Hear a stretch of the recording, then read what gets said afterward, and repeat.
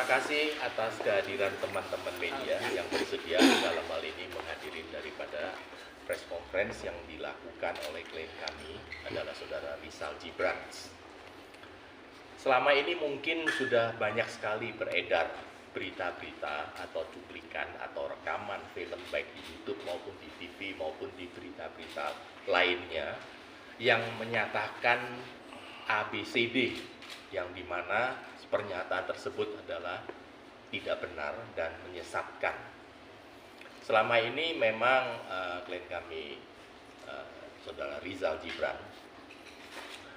RD saya sebutkan, memang diam, tidak melakukan reaksi apapun karena terus terang hanya ingin tahu sampai di mana suatu berita-berita yang tidak benar itu tetap dilanjutkan, dan efeknya juga merasa sangat tidak nyaman ya selama ini. Sehingga dengan demikian akan disampaikan secara kronologis, secara singkat. Pertama-tama bahwa RD itu pada sekitar Januari Februari 2021 itu adalah dikenalkan lewat foto dengan saudari SA, mantan istrinya RD. SA adalah seorang janda, telah menikah sebelumnya selama 7 tahun dengan seorang laki-laki namanya W. Di mana informasi tersebut didapat dari sahabatnya yang ya, dengan yang yang mengenalkan inisial I. Sehingga selanjutnya RD dan SA itu melakukan komunikasi melalui WA, ngobrol sedemikian rupa. Untuk bagaimana obrolannya itu saya kembalikan kepada RD. Coba RD kamu jelaskan. Ya, baik, terima kasih. Bismillahirrahmanirrahim. Assalamualaikum warahmatullahi wabarakatuh.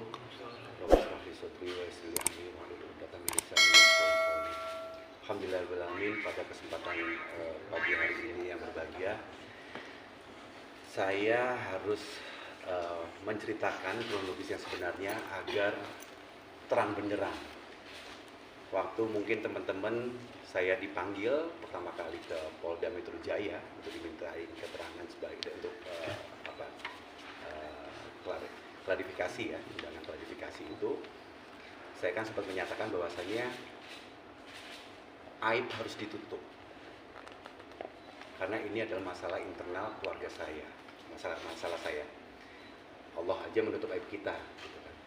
Tapi karena ini untuk, saya sudah berkonsultasi dengan Ustadz, dengan pakar agama juga, saya harus menceritakan agar tidak blunder selama ini informasi apa.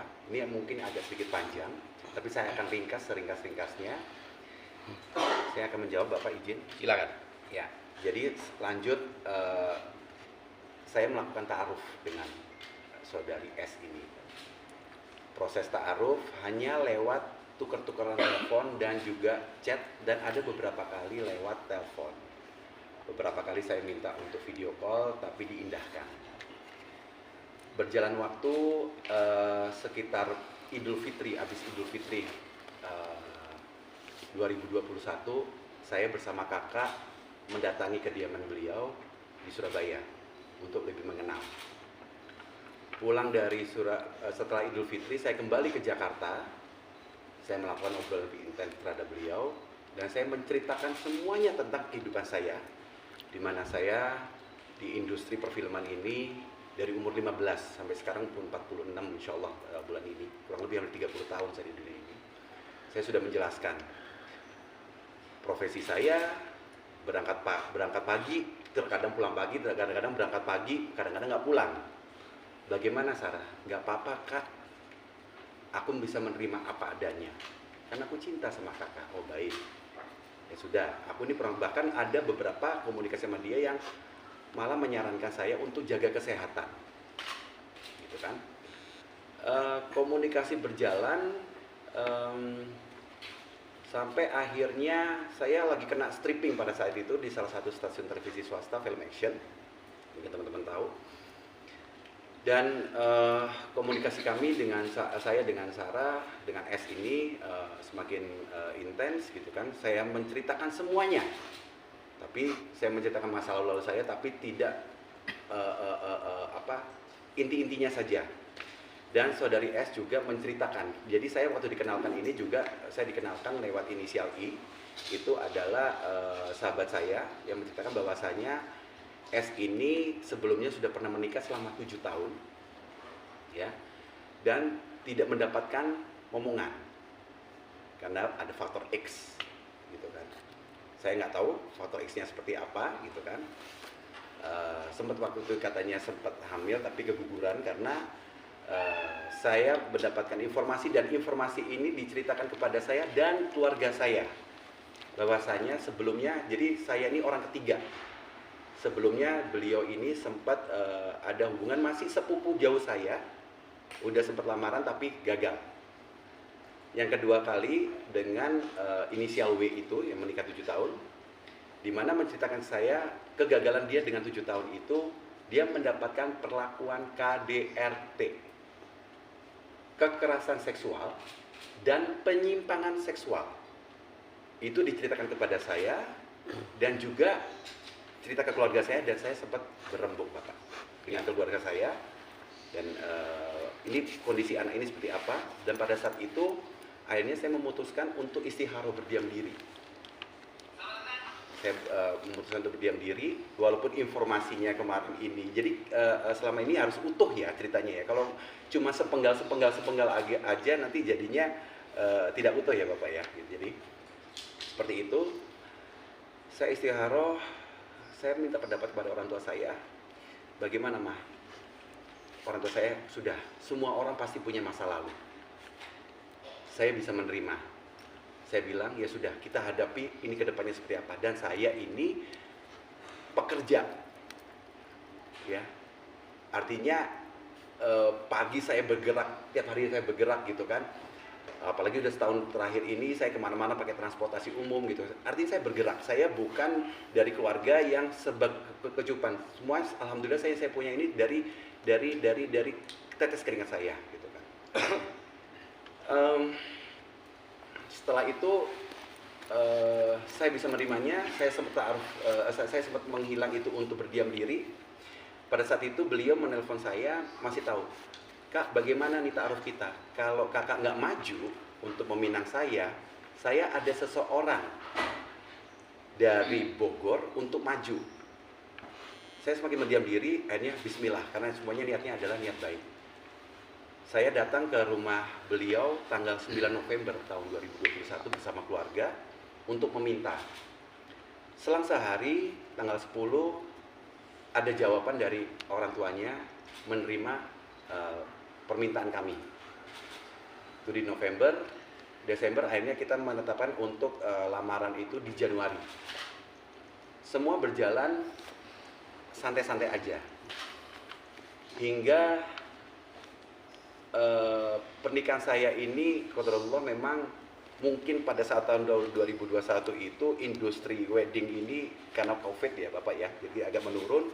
Saya menikah ini kemarin itu juga alhamdulillah tiba-tiba sahabat-sahabat saya itu pada datang semua untuk mensupport, dan mereka ingin memberikan endorse dan untuk memberikan ini loh karena industri wedding sepi gitu kan. Jadi mereka memanfaatkan saya dengan pernikahan saya ini dengan ada timbal balik. Jadi bisa dibilang pernikahan saya kemarin itu kebanyakan endorse gitu ya. Tayang TV apa segala macam gitu. Berawal dari izin, mungkin tas saya bisa diambil di dalam situ. Di dalam bukan di dalam muka. Berawal konflik itu sebenarnya pada saat salah satu vendor saya itu terkait undangan pernikahan, di mana undangan pernikahan itu inisial yang mengendorse itu dengan perusahaan inisialnya itu adalah T, dengan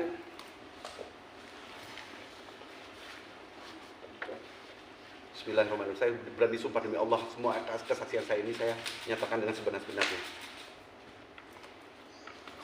Ini undangannya. undangan ini saya sudah kasih draftnya. Bagaimana revisi undangan Surabaya, undangan Jakarta, dan undangan Malang. Ada bukti chatnya nanti, mungkin ini saya cerita aja dulu ya, karena bukti-buktinya sangat banyak sekali. Jadi saya ceritakan dulu, nanti mungkin teman-teman mau lihat buktinya, saya akan lihat buktinya, gitu kan. Nah, saya kasih draftnya. Saya kasih draftnya untuk di ACC. Nah, hanya saja saudari S ini apa-apa selalu menanyakan kepada orang tuanya, kepada ibunya terutama. Jadi bapaknya sudah meninggal ya, apa-apa ditanyakan ibunya. Nah, saya merasa kamu ini harus tegas, karena kamu usianya juga udah dewasa. Saya mengharapkan, ayo ngambil keputusan, karena kan nikah kan saya dengan S ini kan. Nah, saya kasih draftnya itu untuk draft Surabaya, Jakarta, Malang. Karena saya ini kan belum pernah menikah, teman-teman. This is my first pernikahan kan, gitu kan. Hanya gara-gara kesalahan cetak. Ini undangan Surabaya. Ya, ini kesalahan cetak, bukan kesalahan cetak. Jadi ini sebenarnya sudah di ACC. Saya kasih draftnya ACC ya, ACC. Udah di ACC. Sudah di ACC dan ada bukti chatnya dengan saya dengan saudari S ini. Setelah di ACC, naik cetak dong. Kebetulan ini vendornya di Surabaya juga. Naik cetak, terus diambil atau saya nggak tahu, teknis diambil atau dianterin oleh si vendor ini ke kediamannya si S ini dan disebarluaskan. Ternyata saya tiba-tiba kalau saya dikomplain langsung nggak apa-apa. Ternyata saudari S ini langsung hantam ke vendor. Kode etiknya, unggah-ungguhnya nggak seperti itu. Ini kan vendor dari saya. Harusnya kasih tahu saya lagi sholat Jumat pada saat itu. Kasih tahu, kok ini begini. Tahu nggak kesalahannya di mana? Seharusnya kalau saya nikah pertama kali di Surabaya, kan harusnya kan nama dia dulu, baru nama saya, gitu kan? Nah ini sebenarnya dari draft sebelumnya sudah di ACC. Dia menyalahkan si vendornya, menyalahkan saya, gitu kan? Saya nggak tahu menahu, gitu kan? Nah sebenarnya dari awal konflik itu, saya sudah punya inisiatif untuk, waduh ini kok kayak begini gitu ya. Karena tegang, saya sampai hampir berangkat ke Surabaya untuk menyelesaikan permasalahan ini. Hanya saja saya mendapatkan beberapa nasihat dari keluarga, dari sahabat-sahabat, termasuk dari manajer pernikahan saya juga. Biasalah sebelum pernikahan itu kan suka ada kerikil-kerikilnya, suka ada ujian-ujiannya. Ya sudah, berjalanlah pernikahan ini. Berjalan pernikahan di tanggal 22 Februari 2022. Sebenarnya ada sedikit konflik. Pernikahan di Surabaya aman, gitu ya. Masuk Jakarta H-1 sebenarnya sudah ada perdebatan, tapi saya coba untuk meredah. Jadi saya itu kalau masih ngomel tuh sayang, kalau marah saya diem, kalau saya kecewa saya pergi. Saya tuh kalau berdebat dengan beliau gitu kan, maksudnya ada perselisihan gitu, saya banyakkan diem dan saya menghindar. Saya menghindar ke kamar sebelah, ke studio gitu kan. Tapi beliau selalu menghantam terus, dikejar terus. Oke. Permasalahan berikutnya terjadi suatu miskomunikasi di gedung pernikahan di Jakarta, di gedung komando pada saat itu. Nah, saya dan saudari S ini kan berada di pelaminan, di atas pelaminan, dan acaranya ini bukan standing party, tapi table manner semuanya. Jadi semua duduk. Hanya ada kesalahpahaman di floor antara pihak keluarganya S, karena ini mau parade, mereka minta tempat duduk, padahal duduk bisa di mana aja. Akhirnya inisiatif dari kakak saya dibawa ke VIP 1, orang tua saya, dibawa ke VIP 2, orang tua saya dipindahkan ke VIP 1. Gitu kan? Tapi tetap pokoknya terjadi ketegangan lah. Kalau dari keluarganya ini yang sepuh-sepuh mungkin is fine lah. Ini masih anak-anak muda dan adiknya yang bikin sedikit kegaduhan lah gitu kan. Selesai acara kita pulang karena saya tidak tahu kejadian di atas gedung itu, di floor itu, karena saya di atas pelaminan ya, di atas pelaminan. Saya cuma dengar ada sedikit ketegangan yang cukup sangat tegang sampai mungkin teman-teman sempat kemarin mendengarkan juga dari WO saya yang dibentak-bentak. Itu kan sudah ada tuh pemberitanya juga itu memang kejadian seperti itu si Mbak Heni Mona, karena WO saya waktu itu ada 3.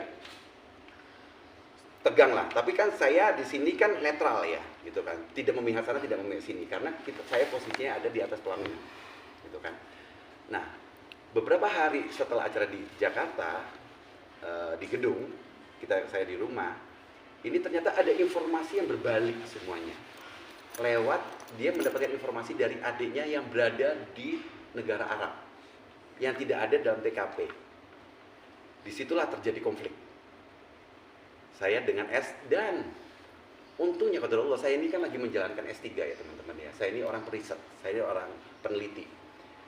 Setiap konflik saya punya rekamannya.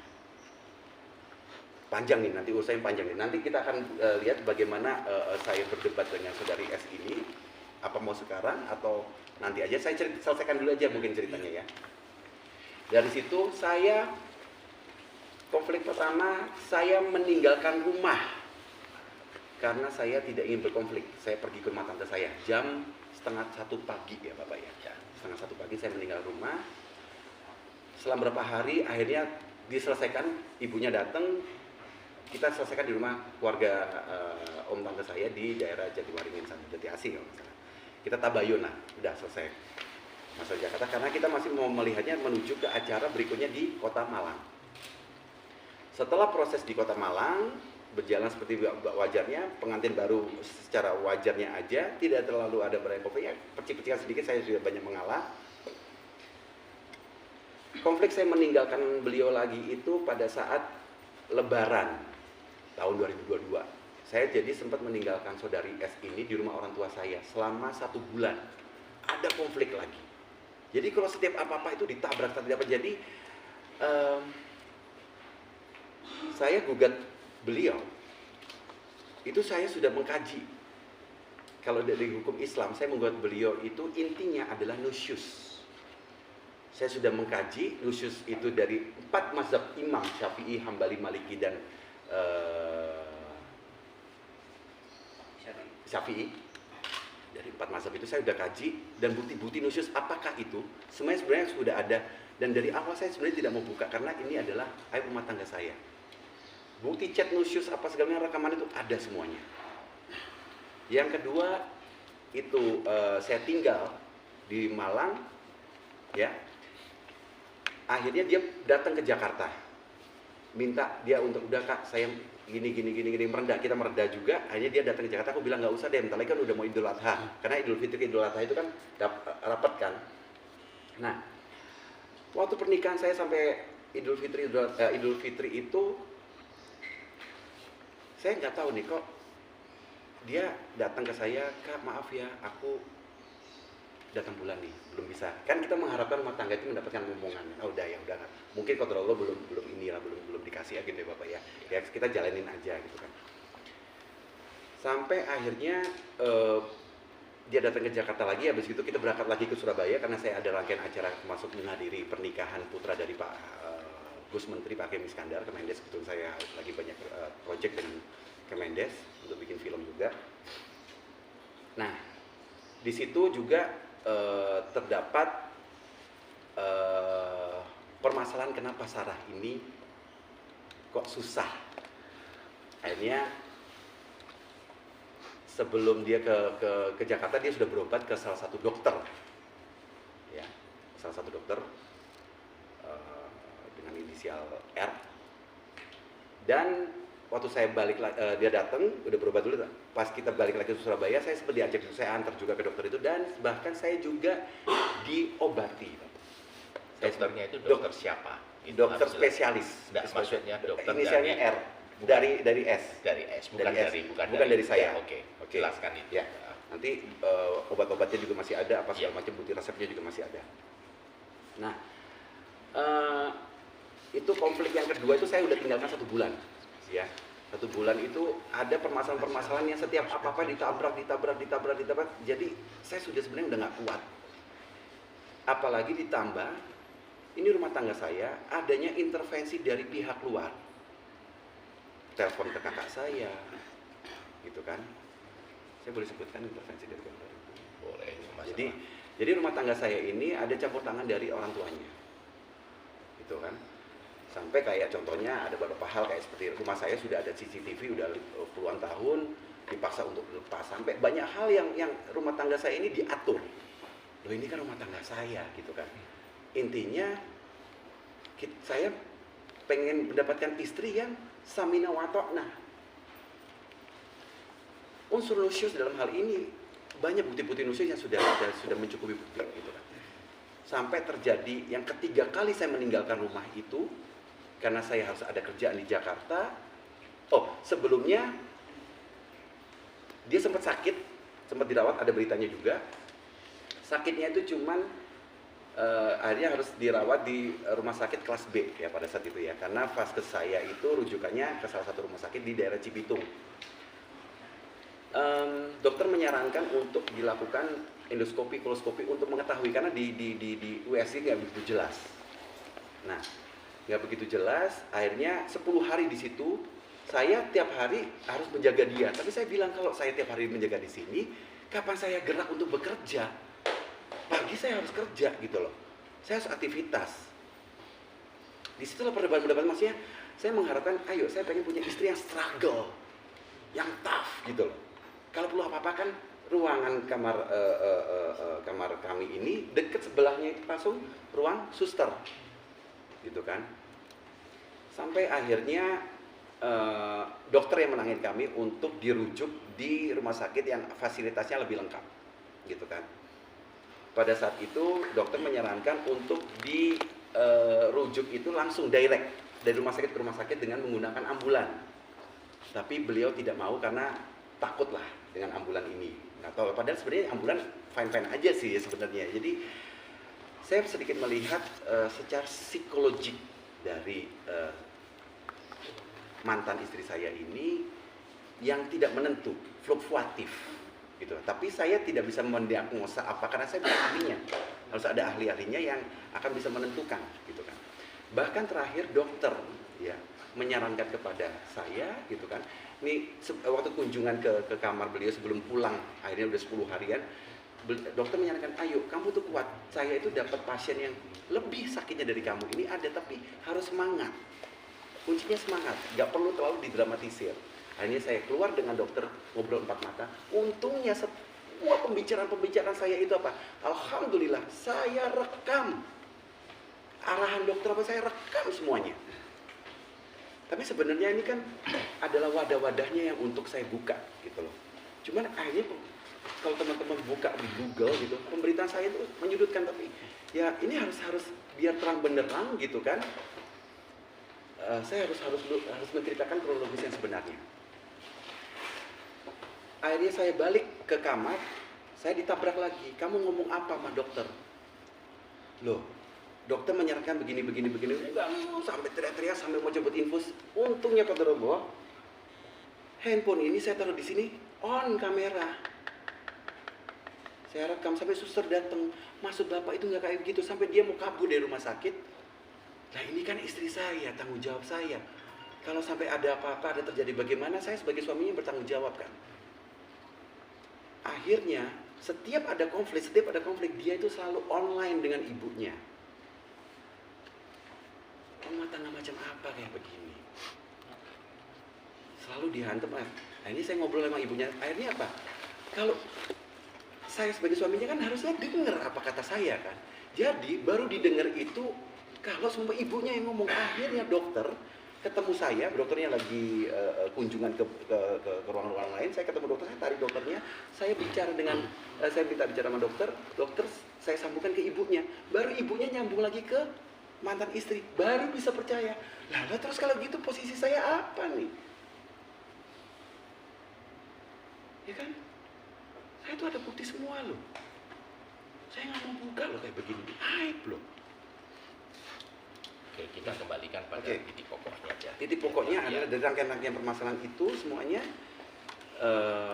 sampai pulang ke rumah ada konflik-konflik lagi. Saya pulang malam karena kecapean, saya difitnah, dituduh karena saya di luar punya will.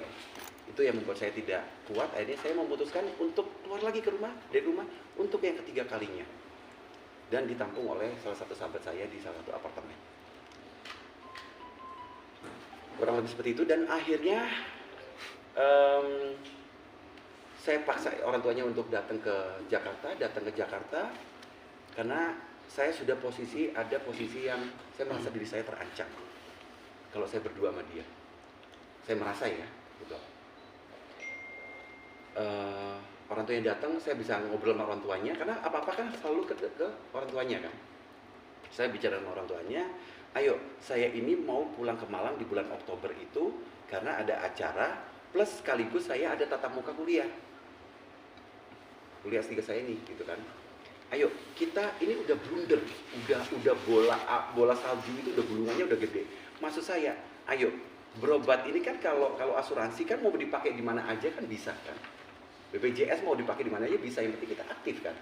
Maksud saya, ayo saya pulang ke Malang, syarat di obatin di Surabaya sambil maksudnya saya itu kita duduk keluarga besar untuk tabayun untuk kita selesaikan gitu Bapak.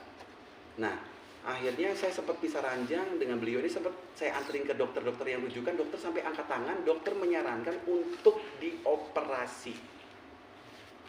Oke, dokter menyarankan untuk operasi. Mama saya itu pernah kena batu empedu umur 72, dioperasi 2 hari kemudian masih aktivitas. Nah, cuma mungkin dia takut dioperasi atau gimana gitu kan ya nggak sih. Akhirnya di pagi hari saya ceritakan ya Bapak ya. Orang tuanya bilang begini mas, saya ini kan udah kompleks gitu ya. Ibunya, orang tuanya bilang gini. Untuk kesehatan Sarah keluarga sudah memutuskan mengambil alih terhadap diri Sarah dan untuk kesehatan Sarah karena udah berunding. Oh, saya nggak mau konflik. Kenapa saya iakan? Saya antar ke depan karena saya sudah tidak mau berkonflik. Oh, dalam hati saya ambil alih. Oh ya sudah. Padahal saya menyarankan untuk tidak pergi ke alternatif. Pertanyaan saya, apakah alternatif itu sesuai dengan syariat Rasulullah SAW? Saya sebagai suami harus tahu dong. Apapun itu bahasa, mau alternatif, mau apa, ya itu silahkan diinterpretasikan. Saya antar itu karena saya udah mau konflik dan saya bilang saya mau pulang ke Malang, rumah saya kunci saya titip ke pembantu gitu kan. Kalau bisa, kalau mau pengobatan, ayo abis itu kita ketemu di Surabaya, kita selesaikan. Akhirnya berapa minggu kemudian saya lagi posisi di Malang, dia datang katanya rumah dikunci, padahal kunci itu dipegang oleh pembantu saya yang pada saat itu juga lagi nyambi kerja di salah satu rest area di dekat rumah saya. Untuk dia mengantarkan, dia harus izin dulu dari bosnya, dia harus ke rumahnya dulu, dia harus antar. Tapi apa yang terjadi di kompleks saya sudah sampai terjadi kegaduhan.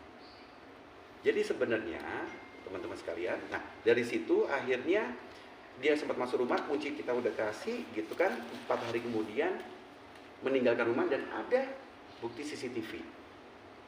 Oke? Akhirnya saya sudah bilang, saya dan ada bukti chat, jangan keluar dari rumah, saya mau ketemu dan saya mau ngomong sama kamu, sama mama kamu. Tapi ternyata saya sampai rumah udah tidak ada satu helai baju pun yang tersisa di rumah. Oke? Nah dari situ saya sudah memantapkan untuk saya ajukan gugatan cerai. Nah di gugatan cerai itu banyak hal yang sebenarnya sudah terbantahkan oleh hakim yang mulia, tapi bahan itu digunakan lagi sekarang. Kurang lebih seperti itu. Oke, saya lanjutkan ya. Jadi kita bisa tunjukkan bukti surat dari dokter yang dituduhkan melakukan KDRT itu sebetulnya hanya terjadi dia jatuh kepleset. Tunjukkan.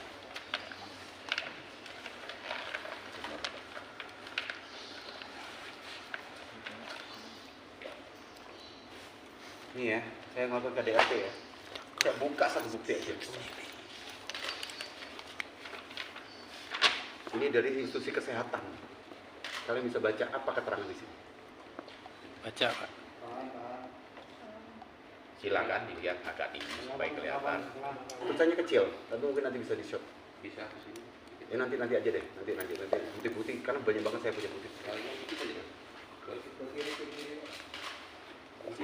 Oke. Apa? Kan ada berita yang lu pegang ini. Iya. Ya, oke. Jadi di sini beritanya itu kan dia mengaku melaporkan bahwa S itu dapat perlakuan KDRT Sedangkan bahwa di sini itu adalah jatuh terpleset. Ini surat keterangan dari dokter IGD.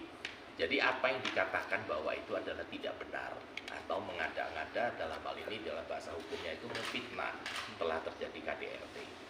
Nanti ini adalah bahan yang untuk pada penyidik bahwa tidak ada terjadi KDRT.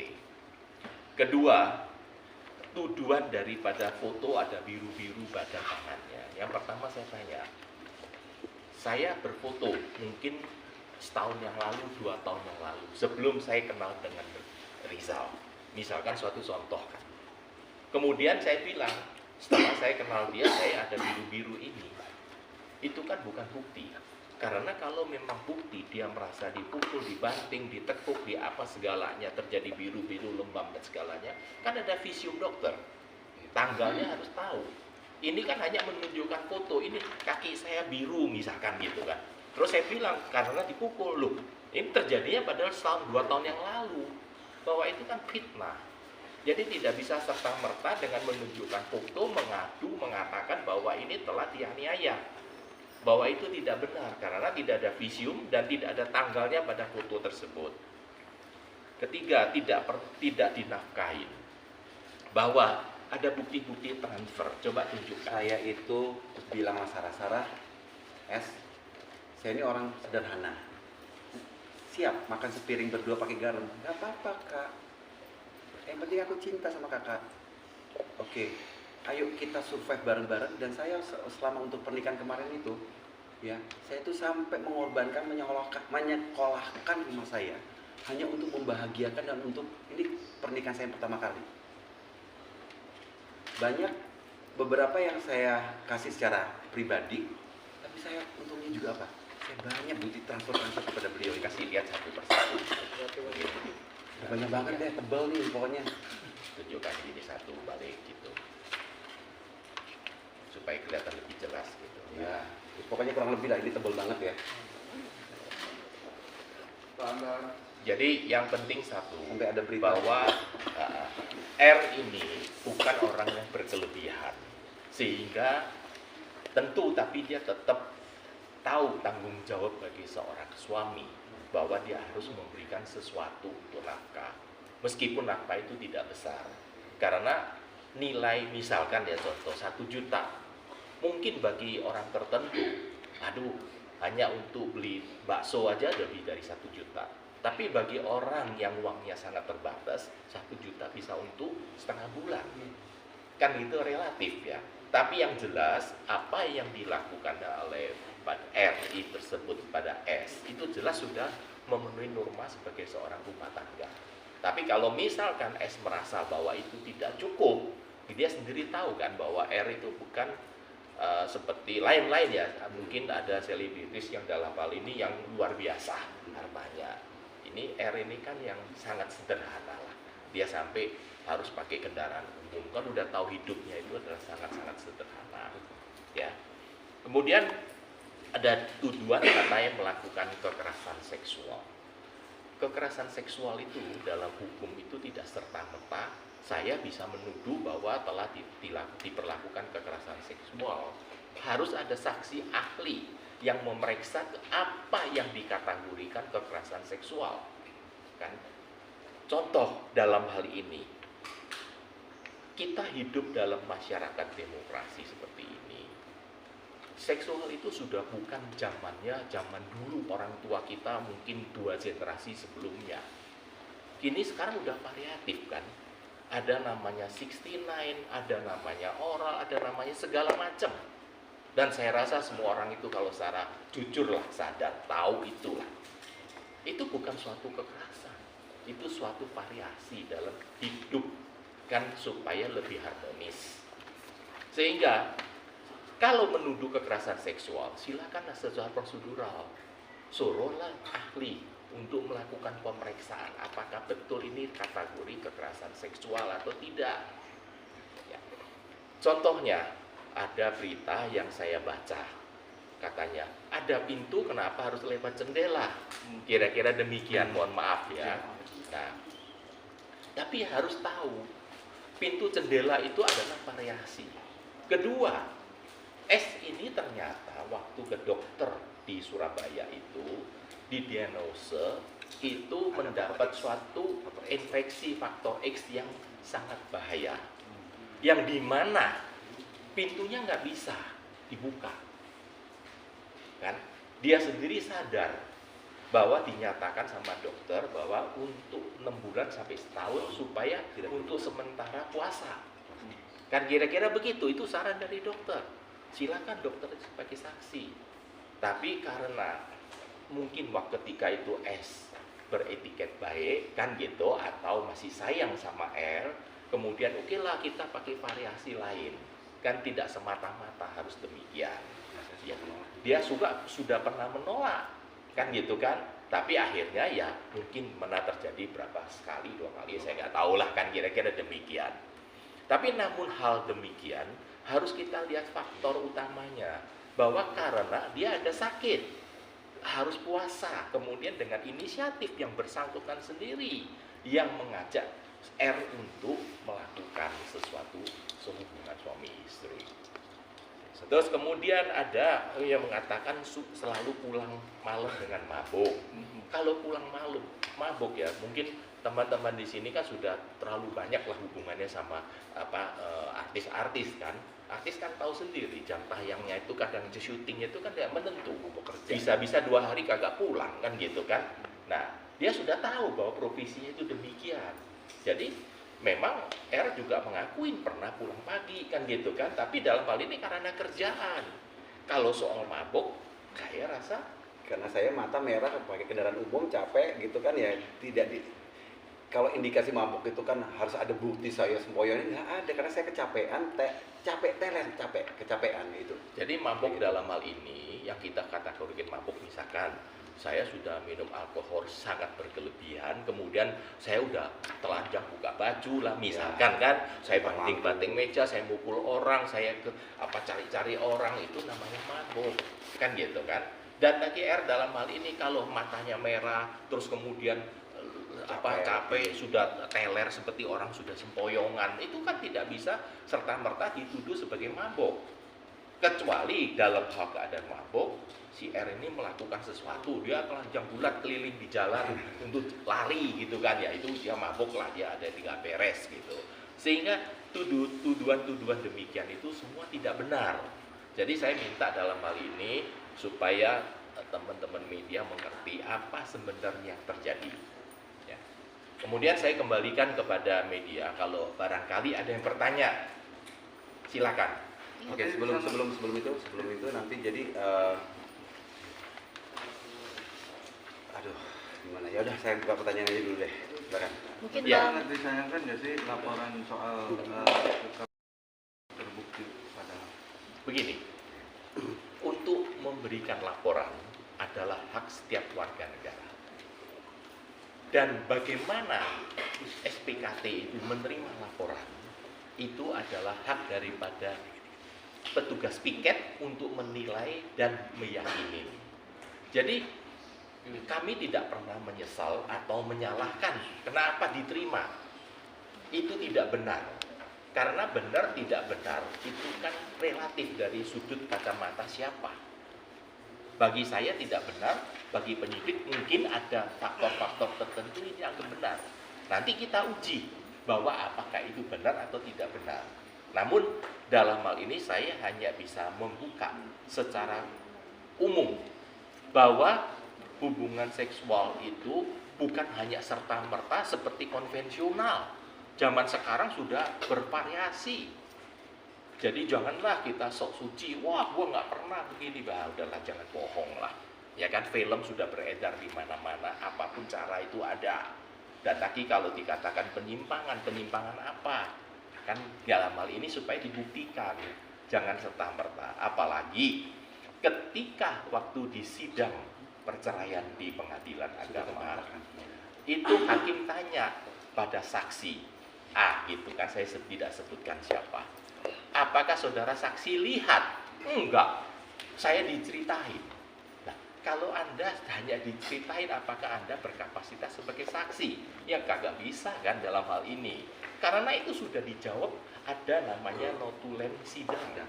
Kan itu catatan sidang yang mengatakan bahwa saksi mengatakan tidak taunya diceritain, kan gitu. Kemudian juga ada dikatakan katanya punya uang dolar sekian, punya kos-kosan, ditanya tahu dari mana, saya dikasih tahu sama ibu, kan gitu kan. Itu kan bukan bukti. Dan sekarang jangan lupa, namanya harta gunung ini itulah harta yang timbul setelah pernikahan. Misalkan R ini dia dari orang tuanya atau dulu-dulunya punya simpenan kos-kosan 100 kamar misalkan gitu kan nggak ada urusannya sama S. Kan setelah dia nikah bulan apa? Januari ya? Bulan Februari 2022, kemudian R bisa dapat rezeki punya kos-kosan 100 kamar, bohak dia nuntut. Iya. Nah, sehingga tuntutannya ini kan tidak wajar kan, mengatakan demikian. Punya emas, Sekian kamu kilo. lihat mas sekian kilo, enggak pak, diceritain enggak apa-apa sama ibu. Terus katanya punya dolar sekian banyak, saya pernah lihat dari dompet itu ada selembar dolar. Nah kalau punya selembar dolar, $1 atau $100, apa berarti dia punya segepok, kan gitu kan. Sehingga dalam hal ini tuntutannya atau saksi-saksi yang diajukan itu kan tidak relevan. Kan sebagai seorang itu kan harusnya relevan kan. Memang dia itu kok R ini konglomerat misalkan gitu kan. Ya harusnya dengan baik-baik dong. Kasihan dong aku kalau dicerain dan gini, minta nafkah, minta apa itu. Mungkin beda ceritanya. Kalau ini kan secara memaksa. Yang saya kembalikan kepada ini, sebenarnya apa sih tujuannya S dan teman-temannya atau keluarganya sampai begini heboh? Tujuannya apa? Misalkan tujuannya, saya tahu R ini kaya, gua tuntut pokoknya lu bayar gua, kan gitu kan. Istilahnya R ini mohon izin kan, you nggak punya apa-apa kan gitu kan, mau diperes apa gitu loh. Kasarnya kan nggak punya apa-apa yang diperes. Kemudian mau supaya R ini masuk penjara, cukupnya alas hukumnya untuk mempenjarakan. Kemudian kalau R masuk penjara, apa sih yang didapat oleh sekeluarganya S tersebut? Paling tuh merasa legowo atau merasa hero, aku bisa jatuhin dia, aku bisa itu. Karena sebelumnya dia sudah diancam berulang kali, keluarganya bisa sebagai saksi. Kalau berani ceraikan, gua kerjain habis deh, gua hancurin kamu. Saya rusak nama kamu. Iya, kan begitu kira-kira lah jadinya. Oke, Bang Rizal, silakan pertanyaan. sebelumnya memang sudah ada pengalaman kan seorang S ini dengan mantan. Oke. Masa Jadi, lalunya ya? Masa lalunya, iya. Jadi masa lalunya ini tadi secara intinya, dan saya tidak perlu ceritakan detailnya walaupun saya tahu detailnya. Jadi dia ini di masa lalunya dengan pernikahan dengan inisial W ini mendapatkan perlakuan KDRT, kekerasan seksual dan penyimpangan seksual. Saya nggak tahu ya. Jadi pada saat saya menikah sama dia ini ada nggak tahu gimana kok. Wallahualam ya. Ini wallahualam ya. Saya cuma merasa gitu kan. Mungkin dia punya trauma. Jadi kayak bayang-bayangnya dia saya ini kayak mantannya lebih keras. Jadi apa-apa ditabrak lah. Saya tipikal orang kalau terjadi konflik saya menghindar Bapak. Iya. Saya menghindar. Saya menghindar. Saya bukannya cemen gitu kan. Saya jangan sampai kemasukan setan aja gitu. Bahaya kan. Jadi saya menghindar, saya pergi dan sudah 3 kali saya tinggalin. Yang pertama kali sudah terjadi tabayun, yang kedua kali saya tinggal di rumah orang tua saya dan dia akhirnya datang ke Jakarta. Ada bukti trik ini apa, tiketnya apa segala macam. Dia datang ke Jakarta padahal pada saat itu saya bilang saya akan pulang ke Malang aja, ke Surabaya. Tapi dia datang sih. Yang ketiga kali itu saya tinggalin itu karena saya dituduh macam-macam lah apa segala macam. Mas mungkin Jadi bisa memang, dijelasin, ya. mau dilanjut dulu. Ya. Silakan. Kalau bisa dijelasin tadi kan katanya jatuh ya, itu jatuhnya itu karena apa gitu sampai akhirnya bisa dibilang. Yang keterangan dari dokter itu Iya. dia jatuh. Dia jatuhnya karena apa Kenapa dan waktu itu? kenapa dia bisa sampai akhirnya bilang itu adalah KDRT dari Mas. Ya, silakan tanya ke dianya aja. Maksudnya Mbak ini nanya, ketika masuk ke rumah sakit, dibawa ke rumah sakit untuk berobat, Iya. itu kan sudah dijelaskan dia terpleset. Iya. Maksudnya Mbak ini tanya, plesetnya di mana? Kenapa Di kamar, terpleset? di kamar.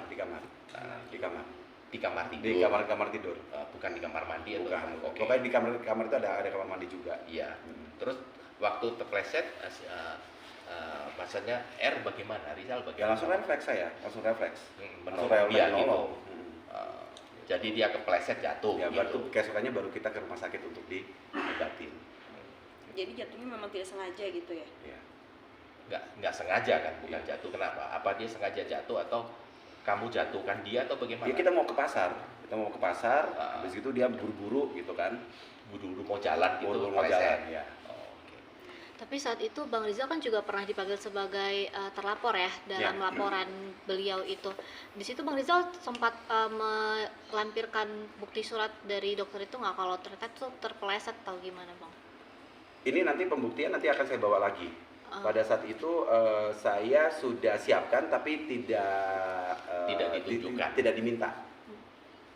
Gitu. Jadi waktu pemeriksaan pertama diundang, waktu itu bukan dipanggil, diundang, itu kan klarifikasi.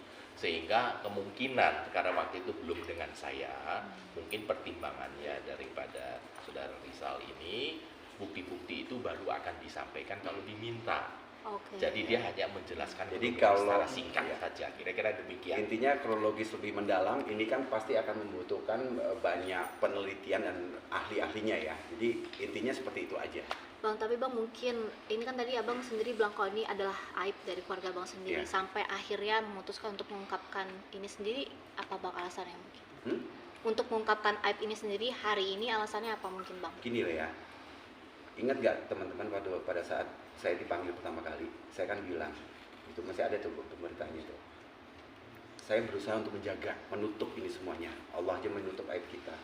Saya masih pegang apa yang dikatakan Nabi kita agar aib ditutup gitu kan. Tapi akhirnya yang berkembang apa? Saya sabar gitu loh. Berkembang begini terus, coba tadi saya bilang, Serangannya buka- bertubi-tubi kalau lah, buka di Pak. Google, isinya itu counter saya tuh, dan pada saat saya mengcounter secara normatif aja. Jadi apa yang disampaikan saya tutup bukti gitu kan, gitu kan. Ayo silakan pembuktian. Dan ini hanya segelintir yang saya buka, teman-teman. Segelintir. Oke. Sekarang mungkin ada pertanyaan lain, sambung lainnya. Iya Bang, mungkin izin yang tadi yang soal lewat jendela tadi itu mungkin itu berarti apakah atas dasar kesepakatan bersama Ya. artinya dan atau sebelumnya udah pernah konsul juga ke dokter untuk variasi itu? Ya. Ya. Jadi waktu itu jelaskan langsung deh, lebih baik. Oke, jadi dia ini agak ada bermasalah. Karena sakit, Ya, sakit terus habis itu kan kesepakatan bersama. Sakitnya boleh di Aduh jangan deh, ini sensitif ya teman-teman ya, karena ini harus akan yang ada jelas pendalaman. ke dokter spesialis. Spesialis, Dan ya. kata dokter setelah yang diperiksa dinyatakan Tidak apa-apa. wajib puasa. spesialis Kan gitu. kandungan artinya. Iya, Iya. spesialis. Jadi sebelumnya itu dan Harus kita puasa. Kita sempat ke dokter yang pertama, kata dokter nggak ada masalah. Dan habis gitu juga sempat dia mengajar dan saya udah nggak mau. Nah apalagi ditambah yang terakhir adalah saya wajib puasa. Jadi, Ya, jadi- wajib puasa itu atas saran daripada dokter. Oke. Nah, terus Oke. atas kesepakatan mereka carikan way out lain ya, kemudian Oke. terjadilah diajak demikian dan sebagainya. Ya, Itu dia adalah sempat- urusan sempat- berdua ya. itu Saya sempat juga ngajak dan tidak saya tahu sempat menau mau, kan tapi gitu. dia sempat ngajak tapi saya yang terakhir juga nggak mau. Dan sebenarnya juga kalau pendalaman seperti ini, mohon maaf sekali lagi ya, ini kan sensitif ya. Ini harus ada ahli dokter apa segala macam untuk membedahi ini semuanya gitu kan. Gitu. Dan saya juga masih pegang nih obatnya nih, saya diobatin sama dokter. Dan ada juga obatnya si saudari S juga masih ada.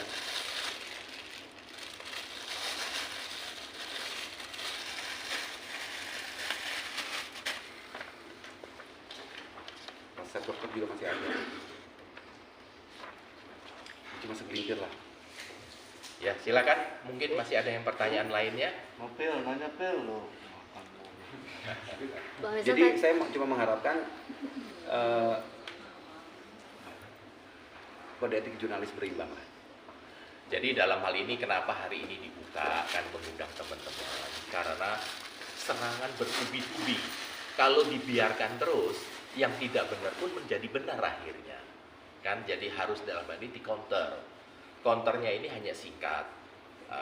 Kita tidak menyebutkan sesuatu, tapi kita menyatakan tidak benar. Tidak benarnya kenapa? Kan? Sehingga dalam hal ini kalau misalkan merasa si R ini banyak melakukan KDRT, penyimpangan dan sebagainya. Kenapa waktu cerai kok bertahan sesuai tidak cerai?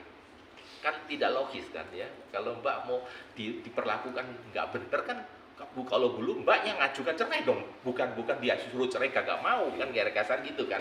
Itu simpel aja, dinilai sendiri lah. Contohnya seperti Kira-kira waktu ke di sana. pengadilan ditanya KDRT mana visumnya, nggak ada gitu kan. Jadi sebenarnya tinggal hasil akhir itu tinggal kesimpulan dan putusan di bulan Februari itu. Tiba-tiba mencuatlah ini semuanya. Padahal kan waktu saya proses apa segala macam kan nggak kedengeran kan, silent semuanya. Dan waktu di mediasi, untungnya pada saat mediasi saya rekam juga Bapak. Rekam. Walaupun rekam semua, walaupun hasilnya deadlock. Kalau kalian, saya boleh satu sedikit rekaman aja, mau dengar? Boleh, Ya, boleh. Karakter boleh. aslinya. Coba Evat dijalankan rekamannya. Foto Pak. Jadi mungkin teman-teman selama ini lihatnya ya. Silakan. Ini jadi kelima.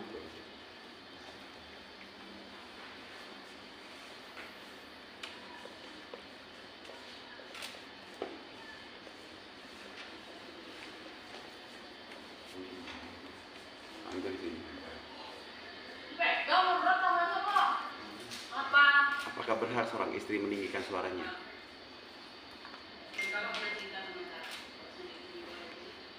Ini soal apa, Bang? Ini soal yang di pernikahan di gedung, konflik di gedung itu. Oh, Sampai saya dituduh ada hubungan dengan WO saya itu. Silahkan semuanya diselesaikan lewat musyawarah. Saya udah benar ya, udah nggak usah rame. Aku bilang mau ngomongin. Ya udah sampai sumpah pocong tadi. Saya sempat ajakin dia sumpah pocong tadi. Kamu kan menuduh kan? Menuduh. Sumpah pocong tadi. Sumpah pocong tadi. Besok aku hubungi besok subuh, aku selalu subuh di masjid. Aku minta sama kepala masjid untuk kita bikin sumpah pocong. Ya, berani? Berani? Loh ya udah. Kalau aku memang ada hubungan dan aku pernah ada apa-apa masih Mona, ya, besoknya mati. Arwahku nggak diterima aku jadi pocong. Gitu juga sebaliknya. Terus sumpah pocongnya cuma Al-Quran aja deh.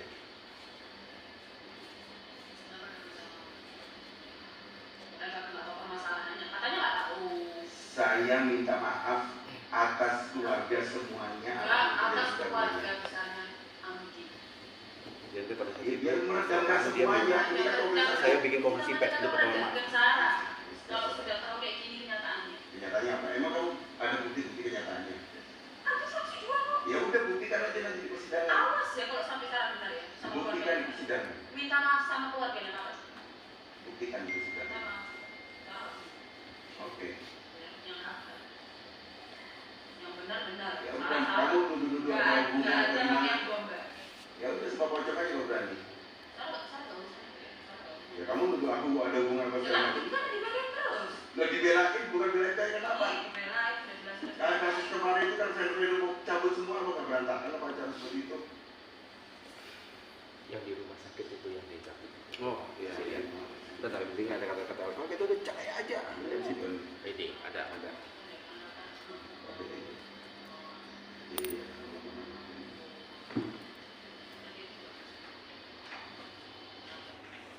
Sampai gitu. Cara cabut. Kalau nggak cerai kita langsung selesai. Tuh.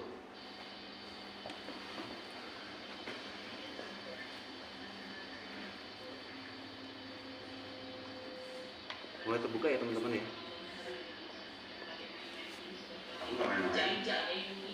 Wes. Yo diinjak-injak lah. Ya buktikan Ini dulu dong. semua milik kakak. Nggak ada urusan sama saya. Ya nggak usah rebut-rebut yang kasar gitu kayak Apa sampai kayak rebut? Saya ngambil. ngambil apa ya saya ngambil kayak gitu. CCTV nyala ya. Ini kalau bisa sekarang saya cabut. Kalau nggak cerai kita langsung selesai. Nggak ada yang CCTV di dalam kamar. Mau apa kakak? Mau apa kakak? Kamar ke CCTV mau apa? Mau apa? Mau apa? Serah. Nah, cukup ya. Panjang sih ini. Ya oke. Coba lihat yang videonya, rekamannya. Dia waktu mau kabur dari rumah sakit. Saya sebenarnya malu loh buka-buka begini ini.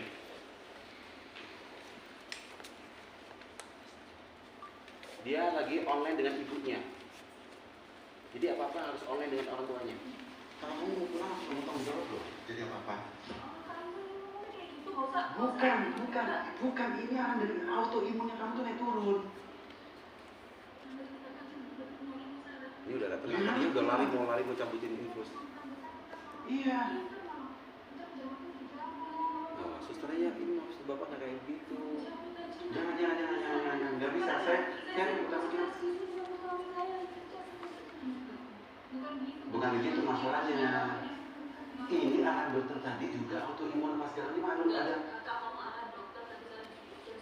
Oke, bentar lagi dokternya datang. Saya bilang gini, udah deh saya yang gila deh, yuk kita ke psikiater bareng-bareng deh. Gue yang gila deh, kamu yang sehat, gitu. Kamu yang benar, saya yang salah. Kalau segitunya saya kayak gini gimana?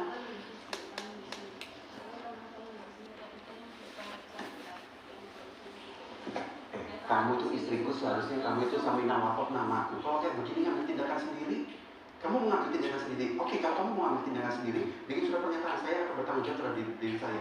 Saya ini suami kamu. Ya aku ke psikiater nanti. Udah gak tenang nih. Sebelumnya dokter ya. Dokter ini mana?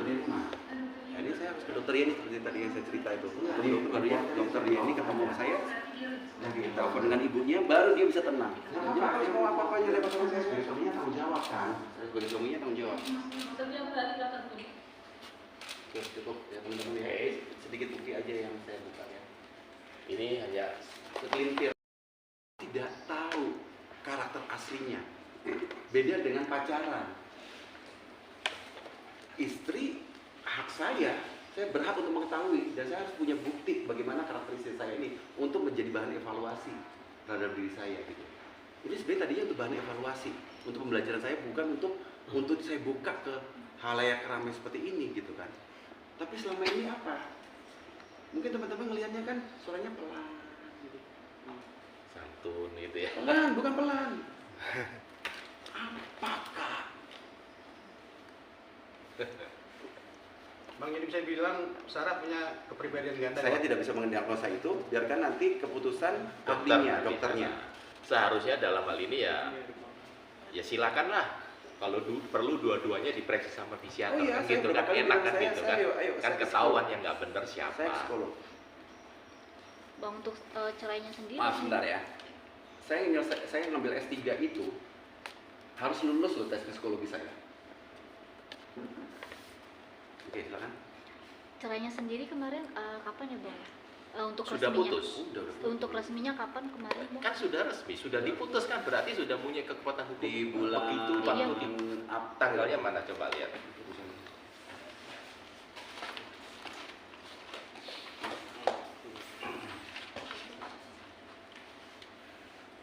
Terakhir tanggal terakhir. Diputuskan apa? Ini 20. Enggak. Ini. Oh, bukan ini permintaan saya. 1 Maret 2023. Ya. 1 Maret diputuskan telah resmi. Iya, bercerai. dikabulkan untuk cerai talak satunya itu. Ya, cuma. Baik. Sehingga itu adalah kalau mengatakan belum ada keputusan, putusannya ini kan sudah diputus secara hukum, dan kemudian kedua belah pihak tidak ada melakukan upaya hukum banding maupun sebagainya, sehingga kan putusan ini punya kekuatan hukum mengikat kedua belah pihak. Sehingga kalau dengan dalih alasannya ini masih diproses apa tidak bisa digunakan, ya saya rasa itu kan alasannya mengada-ngada ya. Karena ini putusannya sudah ingkrah gitu, mau apa lagi gitu. Oke. Waktu itu berarti cerita darinya sendiri yang dulu pernah ADRT merasakan gini bohong atau gimana sih akhirnya jadi balikan ya? Yang Apa yang pernah diceritakan diceritakan selama ini ada terjadi kalau KDRT apa benar, tidak benar semua itu. suaminya tuh Ya nggak benar dong. Saya kan udah bilang tadi, saya kalau semua berkonflik itu menghindar.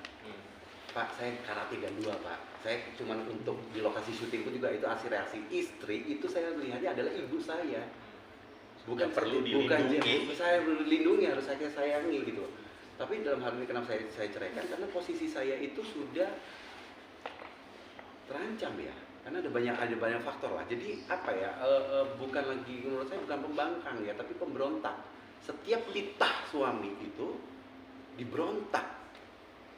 Lah bagaimana ceritanya kalau dalam satu rumah tangga ada 2 nakoda? Ini sebenarnya aib sih sebenarnya teman-teman. Cuman ini kan kalau kita buka Google kan yang keluar tentang nama saya, beritanya apa gitu loh. Kan ada rekaman kan di mana si S itu lagi masak di rumah. Oh dan iya, segalanya. nggak dinafkahin. Ada berita Rizal Gibran ngasih daging 1 kilo 1 bulan. Teman-teman, di rumah saya itu saya punya produk UMKM, tahu kan ya? Saya produksi ikan tuh 1 bulan itu bisa sampai 500 kilo, bisa sampai 1 ton. Ini produksinya nih ikan. Pengen lihat dia kerja. Kulkas saya itu ada 3. Penting sih sebenarnya kayak begini-gini tuh. Buat saya itu apaan sih gitu loh. Knowing. Dia lagi produksi nih. Saya punya dapur makanan. Staf saya itu 5 orang. Minim-minim sebulan itu bisa 300 kilo, 400 kilo. Saya pernah sampai 1 ton sebulan ngerjain produksi. Kalau ada berita ini, maaf ya, mana? Sebentar. Sebentar Bapak. Nih, kalau sampai ada berita gini kan konyol gitu loh. Apa sih? Dituding hanya memberi 1 kilogram daging. Jadi kalau gitu 1 hari itu cuma 30 gram. Jadi sekali makan satu kali makan cuma 10 gram. Aduh, udah deh. Saya lebih baik untuk kerjaan saya membuat penelitian di disertasi saya yang lebih fokus. Cuman kan kayak begini nih kan berita-berita yang apa ya gitu loh. Yang step itu tentunya kan ada berita ini kan ada dari ada sumbernya kan gitu loh. Berarti yang menggugat itu Bang Rizal ya? Iya, Gimana? yang mengajukan gugatan itu. Saya yang enggak. Iya. Untuk update dari laporan saya sendiri, mungkin sejauh ini sudah sampai mana Bang? Tapi kemarin yang belum datang. Oh, saya dengar kan hari ini kan dia jam 1 nanti kan itu aja sih. Dia akan dilaporkan kembali nggak nih? Oh, nanti kita akan atur dulu bagaimana konstruksi hukumnya. Jadi yang sudah jalan kan biar jalan aja kan. Jadi kita hanya mengawal sejauh mana laporan tersebut dikembangkan. Yang bisa dilakukan ini adalah menjelaskan melalui teman-teman media bahwa apa yang dituduhkan itu tidak benar. Hanya itu aja. Bang, yang di Polres Bekasi gimana Bang lanjutannya Bang? Oke, di Polres Bekasi progresnya masih mereka akan melakukan penelitian mendalam ya ke Pengadilan Agama karena ini ada sama Pengadilan Agama dan juga satu terlapor juga masih belum hadir. Jadi saya melaporkan ini dia menggunakan waktu di persidangan agamanya menggunakan 2 saksi yaitu mantan pembantu dengan inisial K dan mantan supir dengan inisial S atau U. Pada saat persidangan yaitu Rizal punya kos-kosan, punya emas sekian kilo, punya dolar. Pada saat ditanya mana lihat nggak? Enggak, ini memang nggak ada semuanya tuh. Pada saat itu saya tidak hadir, yang hadir ada waktu itu pengacara saya. Kalau saya hadir, paling mungkin saya bilang ya kos-kosan sejakarta ini punya saya, emas adalah 20 gunung, kalau dolar adalah 50 kontainer. Cuma saya tidurnya kelamaan, nggak bangun-bangun gitu. Biar agak rileks sedikit lah gitu kan. Oke, terima kasih semuanya.